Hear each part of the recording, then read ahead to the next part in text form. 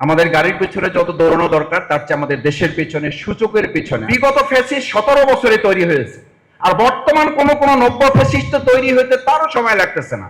আমরা বালেন্দ্র শাহ পাই নাই, আমরা পেয়েছি আমাদের উপরে চাপিয়ে দেওয়া একজন বাইরে থেকে এসে প্রধানমন্ত্রী।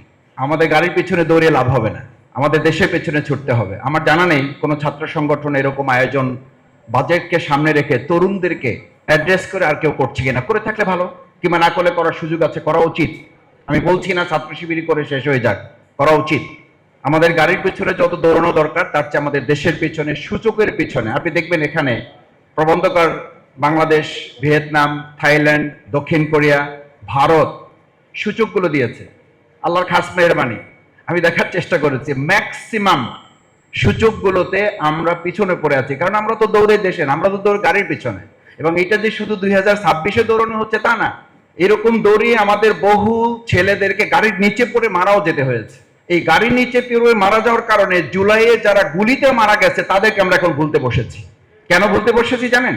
আমি একটু প্রবন্ধকারকে সমালোচনাও করি, এই অর্থে করি যে এখন যেখানে দাঁড়িয়ে আপনারা কথা বলছি, মাথায় রাখা উচিত আমাদের বলছি না, আমাদের, যে এই বহু মানুষেরাই আমাদের এখানে থাকার কথা না, জেলখানায় থাকার কথা।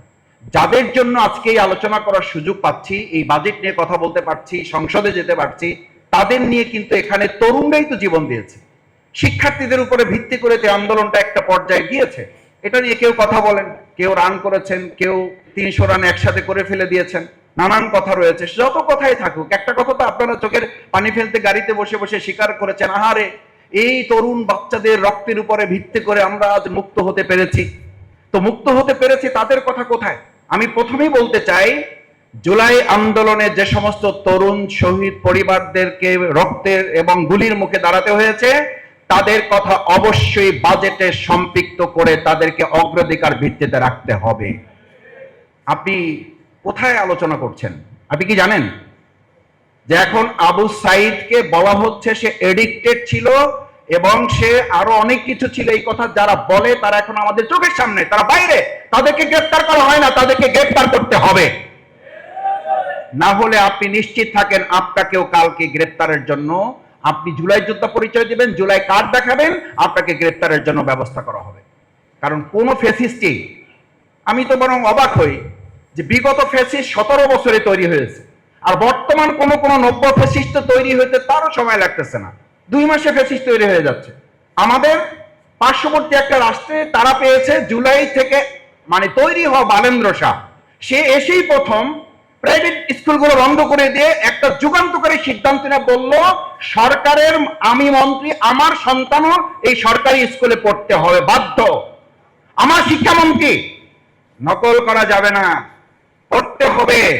এই ডায়লগ দিয়ে আমাদের তরুণদেরকে এখন ট্রোলের মুখে পড়েছেন। কই, আপনি তো এরকম একটা যুগান্তকারী সিদ্ধান্ত নিতে পারলেন না।